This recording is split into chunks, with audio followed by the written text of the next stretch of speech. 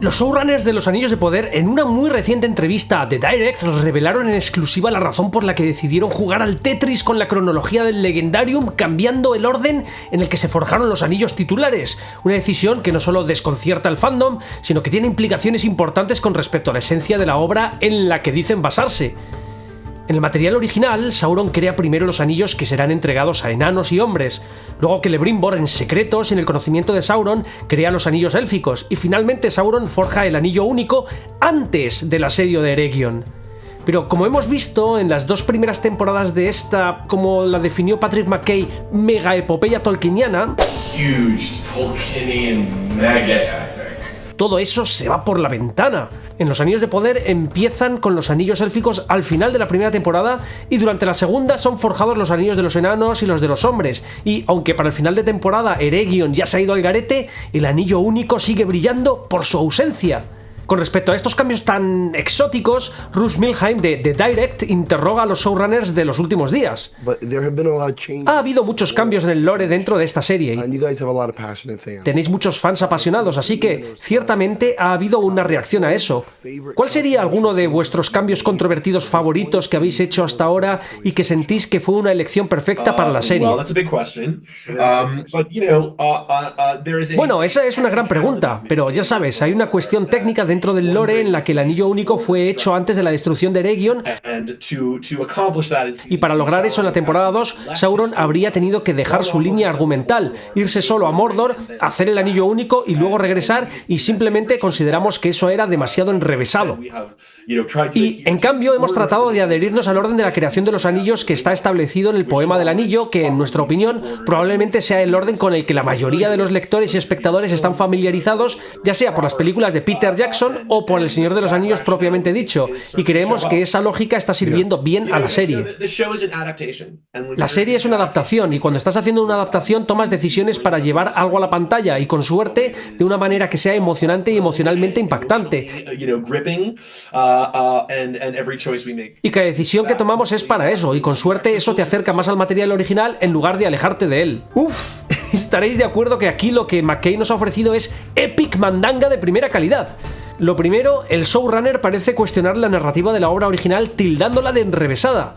En realidad, lo que quiere decir es que la dramática alteración del lore en la que incurrieron en la primera temporada, haciendo que los primeros anillos creados fueran los élficos, y encima con la injerencia de Sauron, provocó un efecto mariposa bestial, de forma que los eventos subsiguientes no podían sino alejarse irremediablemente del canon más y más, generando una especie de ucronía imposible de enderezar, en plan el ¿qué pasaría si? De Marvel.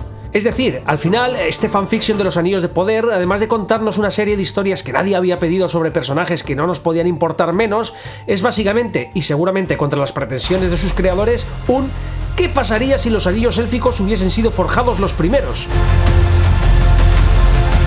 Pero claro, los showrunners son incapaces de reconocer que se metieron en un lodazal importante al alterar el orden de la forja de los anillos y prefieren justificarse aludiendo al enrevesamiento de la obra original. Cuando dijeron aquello de que habían dado con la épica nunca contada de Tolkien, jamás se me habría ocurrido que eso incluía corregir al profesor allá donde había sido demasiado enrevesado. Por ello estoy seguro de que con la cantinela esa tan de showrunner de los últimos días de Back to the Books, The rule was go back to the books. Go back to the books. Go back to the books. Go back to the book. Go back to the book. Go back to the book. En realidad querían decir Books to the back. Pero ¿por qué narices se meterían en semejante berenjenal de anteponer la forja de los anillos élficos? En realidad porque les dio la gana. En una entrevista que la guionista y productora de la serie Jennifer Hutchison concedió a Inverse en octubre de 2022, cuando recién se había estrenado el final de la primera temporada, pues lo justificaba de esta forma. Gran parte de la temporada giraba en torno a los elfos y su viaje, el viaje de Galadriel y el desvanecimiento de Eregion.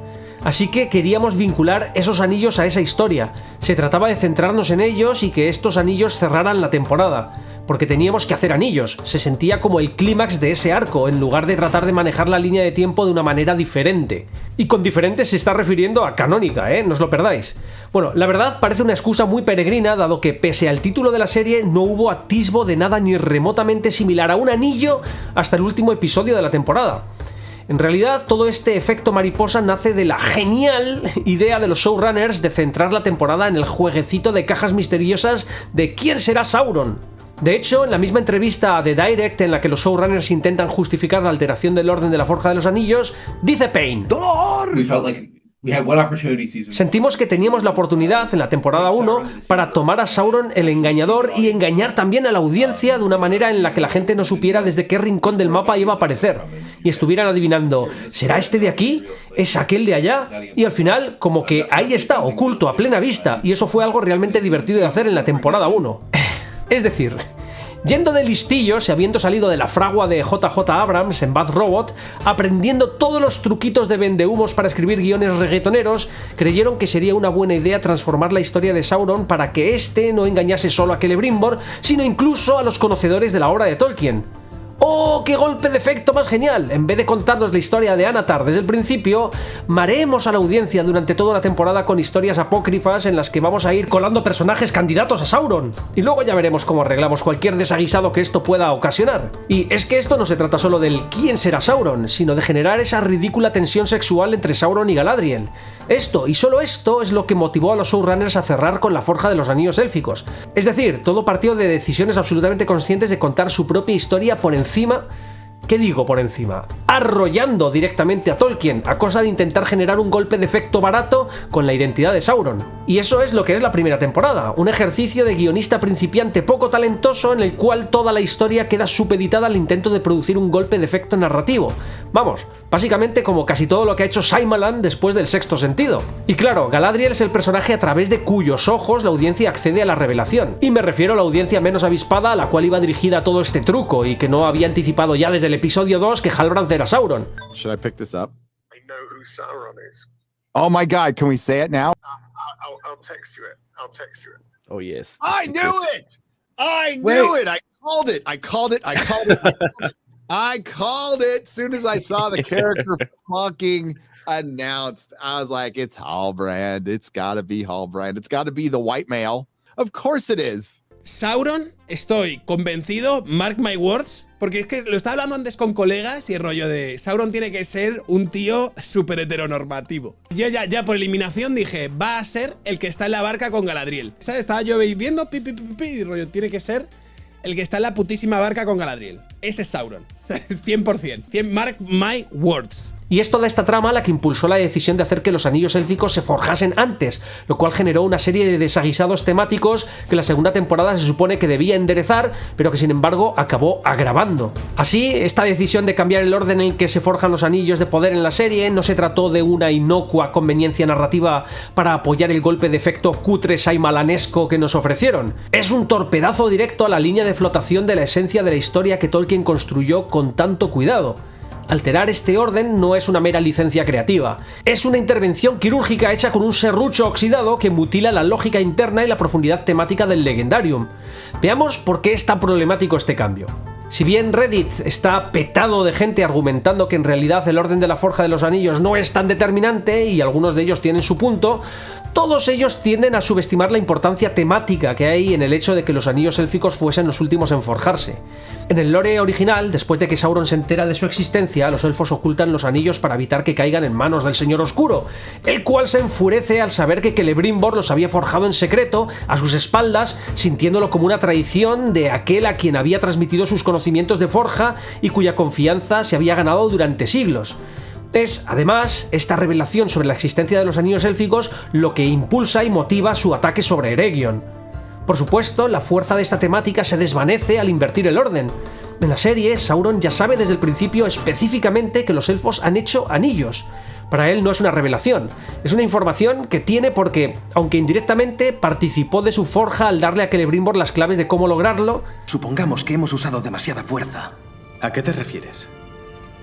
Se refiere a que no deberíamos unir los metales a la fuerza, sino más bien acercarlos o trabajarlos con paciencia. Si fuera así, lo estaríamos haciendo al revés. Y porque estuvo trabajando con él en una aleación específica para crear un objeto de poder para evitar el desvanecimiento de los elfos. ¿Cómo exactamente sabe que se trata finalmente de anillos? No nos lo cuentan, pero cuando vuelve a colarse en Eregion, él ya dispone de esa información. ¿Entonces no sabéis nada de lo ocurrido? ¿Nada de los anillos? ¿Qué ha pasado? Así, independientemente de que el orden de la Forja de los Anillos en el gran arco de los acontecimientos pueda presuntamente no ser tan relevante, alterarlo se carga el impacto dramático del engaño que sufre el engañador. Un impacto que no solo realza la importancia específica de estos anillos en particular, sino que articula orgánicamente el fundamento por el que carga contra Eregion. En la serie sigue sin quedarme claro por qué instiga Sauron el ataque de Adar sobre Eregion. Si el guión fuese el desarrollo de una partida de ajedrez, ir primero a Mordor para convencer a Adar de que ataque Eregion sería un mal movimiento. Adar no tenía ninguna intención de atacar Eregion, por lo que Sauron podría haberse ahorrado el viaje a Mordor y haber movido primero la pieza de engañar a Celebrimbor y así forjar tranquilamente los otros anillos, sin la presión de estar bajo un bombardeo constante que podría haber dado al traste con el trabajo, porque ya hemos visto que esas catapultas eran capaces de derribar montañas e incluso la Torre de la Forja. Es que además la serie nos llega incluso a contar el apuro que siente Sauron precisamente a causa de que Eregion está bajo ataque. Los anillos, ¿ya están terminados? Es un mal movimiento, lo mires como lo mires. Pero claro, esta partida de ajedrez la medio gana el Señor Oscuro, haciéndose finalmente con los anillos de los enanos y de los hombres gracias a la fuerza del guión. Porque la fuerza del guión es todo, porque la fuerza del guión es grande. Así, esta inversión del orden de la Forja, junto a la serie de conveniencias tan cuestionables que introdujeron, abarata la importancia de los anillos élficos, arruina la lógica de la motivación de atacar Eregion y aniquila la fuerza dramática de un desengaño que Sauron nunca llega a tener en el fanfic de Amazon. Luego está ese argumento puesto en juego por McKay de que este cambio también está justificado por el famoso poema del anillo con el que la audiencia general está familiarizada a través del prólogo de las películas de Jackson. Esto es absolutamente ridículo. El poema del anillo no es un guión, se trata de una pieza lírica, una evocación poética del poder de los anillos y su relación con el anillo único. No es un manual técnico ni un resumen cronológico. Pretender usarlo como guía principal para estructurar la narrativa es como intentar construir una casa basándose en una canción popular. Que, por cierto, hablando del anillo único, ¿qué te parece mi tesoro? Esta fantástica réplica del anillo único está disponible en mi tienda de la friquilería. Realizada en acero con baño dorado, tiene incluso la inscripción en lengua negra grabada con láser, por lo que el detalle es finísimo.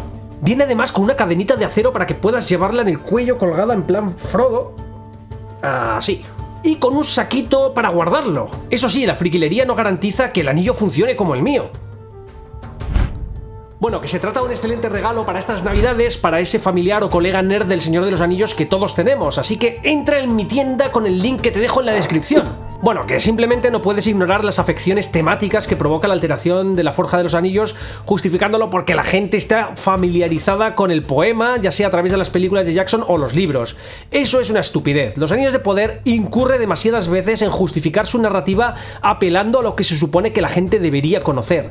Y eso es un error. La narrativa de la historia se debe justificar por sí misma y no colgarse de asunciones sobre la información que presuntamente la audiencia debe tener por defecto. En fin, que en el fondo me alegro de que siga saliendo mandanga de la serie nodriza de este canal. Según reportan los showrunners, el plan de las 5 temporadas va viento en popa. So far, so good. The plan goes on. Así que, si no se acaba el mundo, me vais a tener dando la turra con esto durante años, para solaz de unos y rechinar de dientes de otros. Bueno, pues eso fue todo. Espero que os haya gustado el vídeo de hoy. Si es así, por favor, dejadme ese like y no os olvidéis de suscribiros y activar notificaciones para poder acceder a mi mandanga de forma puntual. Y un agradecimiento especial a los Paint Lovers, a los miembros de mi canal, porque sois la razón de que esto siga siendo sostenible. Nos vemos pronto. ¡Chao!